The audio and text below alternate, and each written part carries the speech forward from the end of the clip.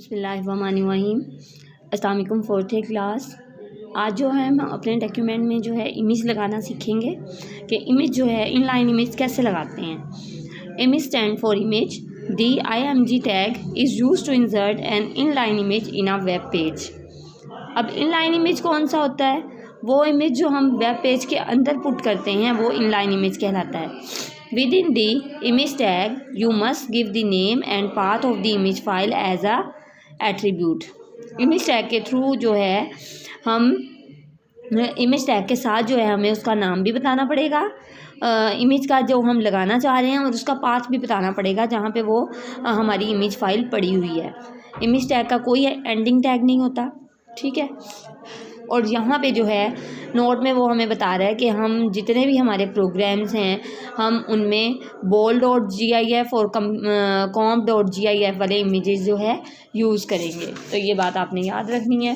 बोल के लिए हमारे पास ये वाला इमेज शो होगा और कॉम्प के लिए हमारे पास ये वाला इमेज शो होगा।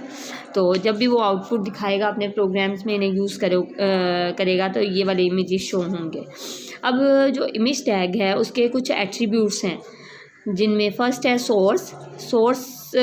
SRC stand for source. It is use to specify the name and location of the image file. ये कोई भी इमेज फाइल अगर हम लगाना चाह रहे हैं तो SRC एट्रीब्यूट्स के थ्रू हम उस इमेज फाइल की लोकेशन बताएंगे कि वो कहाँ पड़ा हुआ है। The use of path with image with file name is optional. File name के साथ उसका पाथ जो है इस्तेमाल करना वो ऑप्शनल है। द कंप्लीट पाथ जो है specify only if the image file is located at different location. Complete path सिर्फ उसी वक्त ही बताएंगे जब इमेज किसी और लोकेशन पर पड़ा हो।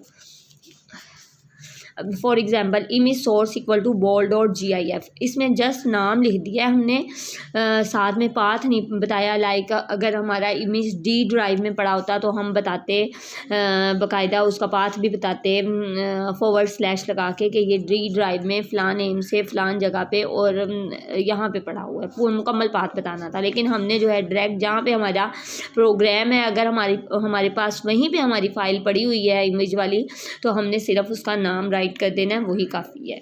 उसके बाद है अलाइनमेंट। अलाइनमेंट में हमारे पास हमने बताना है कि अलाइनमेंट क्या हो हमारी इमेज की जो हम लगाना चाह रहे हैं। लेफ़्ट पे शो हो, राइट पे शो हो, सेंटर में हो, और इसके अलावा टॉप, बॉटम और मिडल। उसके बाद है बॉर्डर। अगर हम अपना इमेज शो कर रहे हैं और हम उसके साइड्स पे बॉर्डर भी लगाना चाहते हैं तो उसके लिए हमें बॉर्डर प्रॉपर्टी भी यूज़ कर सकते हैं। डिफ़ॉल्ट वैल्यू जो 0 होती है मीन कोई बॉर्डर नहीं होता, लेकिन अगर लगाना चाहें तो image source equal to bol.gif और बॉर्डर इक्वल टू 1, तो कुछ इस तरह से उसके सराउंडिंग में जो है बॉर्डर आ जाएगा। इसी तरह बॉर्डर की वैल्यू ज़्यादा करेंगे तो वो ज़्यादा मोटाई में बॉर्डर आ जाएगा। उसके बाद है इमेज की विड्थ, मतलब कि इमेज की विड्थ कितना हो, वो विड्थ के हिसाब से कितना स्ट्रेच हो, और हाइट मीन हाइट ऊंचाई के हिसाब से वो कितना स्ट्रेच हो। तो ये हमने बताना है। जैसे इसने बताया image source equal to bol.gif, height equal to 32। इस तरह से आप भी जो है परफॉर्म करके देख सकते हैं। नेक्स्ट है हमारे पास S space stand for horizontal space है। This attribute is use to specify the white space. ये एट्रीब्यूट जो है वाइट स्पेस शो करता है to the left and right of the image. मतलब कि अगर हमारा इमेज यहाँ पे मौजूद है, सेंटर में मौजूद है, तो लेफ़्ट साइड से और राइट साइड से हॉरिजॉन्टल स्पेस कितनी होगी। और इसी तरह हमारे पास वर्टिकल स्पेस भी आ जाती है। ये एक प्रोग्राम करके दिखा रहा है। P align equal to centre, paragraph लिखा उसने, एक टेक्स्ट बिफोर इमेज, कोई कुछ भी उसने उसके अंदर मतलब कि टेक्स्ट लिख दिया, उसके बाद उसके अंदर ही एक एट्रीब्यूट इमेज टैग यूज़ कर रहा है। Image source equal to bol.gif और S स्पेस उसकी 20 हो, टेक्स्ट आफ्टर इमेज। तो ये यहाँ पे टेक्स्ट बिफोर इमेज आ गया। यहाँ पे जो है हमारे पास बोल वाला इमेज जो हमने लगाया था वो आ गया, और टेक्स्ट आफ्टर इमेज ये आ गया। यहाँ पे उसने हॉरिजॉन्टल स्पेस 20 दी थी, ठीक है। तो हॉरिजॉन्टल स्पेस 20 थी, तो यहाँ इसके और टेक्स्ट के दरमियान हॉरिजॉन्टल स्पेस जो है 20 है। इसी तरह अगर हम दूसरा लगाते हैं कोई तो हॉरिजॉन्टल स्पेस इन दोनों टेक्स्ट के दरमियान जो है 40 की आ रही है, ठीक है।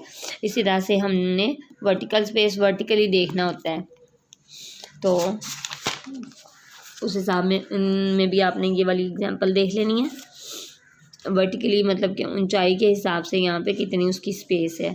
उसके बाद है alt, stand for alternate. Alt किस लिए यूज़ करते हैं कि अगर सपोज करें हमने कोई इमेज दिया हुआ है, ठीक है, इमेज हमने दिया लेकिन किसी मिस्टेक की वजह से, या अगर इमेज वहाँ पे स्पेसिफिक लोकेशन पर मौजूद नहीं है, तो अल्टरनेट का मतलब होता है कि उसकी जगह पे आप कोई टेक्स्ट यूज़र के सामने शो करवा दें। तो this attribute is use to specify the text to display in case of the browser is unable to display the image specified in the source attribute. मतलब कि अगर ब्राउज़र जो है उसे सपोर्ट नहीं कर रहा, कोई भी प्रॉब्लम हो सकता है, ब्राउज़र ने सपोर्ट नहीं किया या इमेज फाइल आपको नहीं मिली, तो फिर क्या हो कि उसकी जगह पे अल्टरनेट टेक्स्ट जो है हम शो करवा दें। For example if the image file is not available in the specified path, पर अवेलेबल ही नहीं है तो हमने ये काम करना है। इसकी एग्जांपल जो है आगे चल के मैं आपको बताती हूँ। खैर डायनामिक सोर्स है हमारे पास। This attribute is used to specify the name and location of dynamic image files such as video file etc. कोई भी हमने वीडियो फाइल जो है करनी है, अपने ब्राउज़र में डिस्प्ले करवानी है, तो उसके लिए हम डायनामिक सोर्स वाला एट्रीब्यूट यूज़ करेंगे।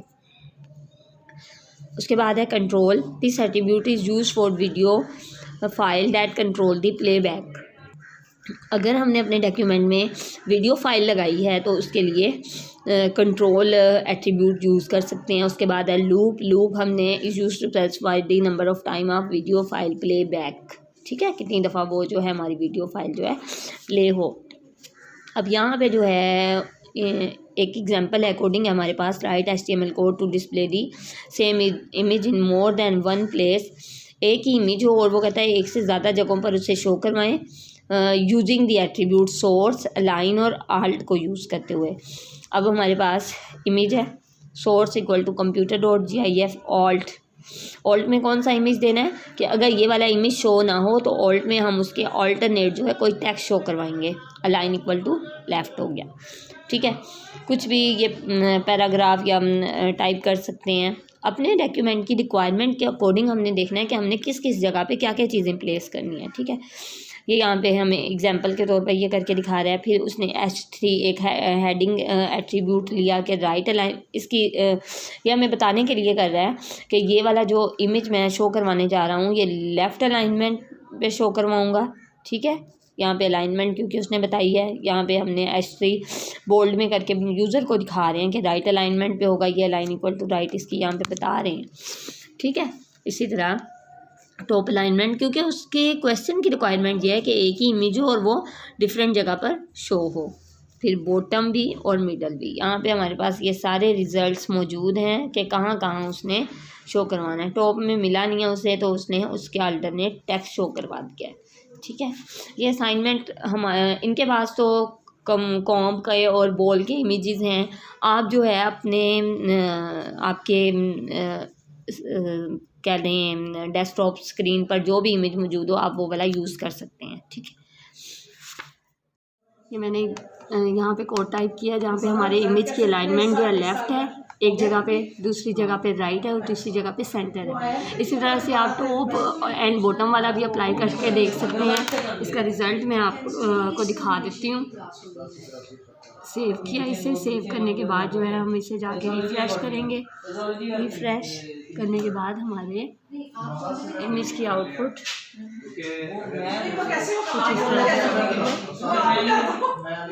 कुछ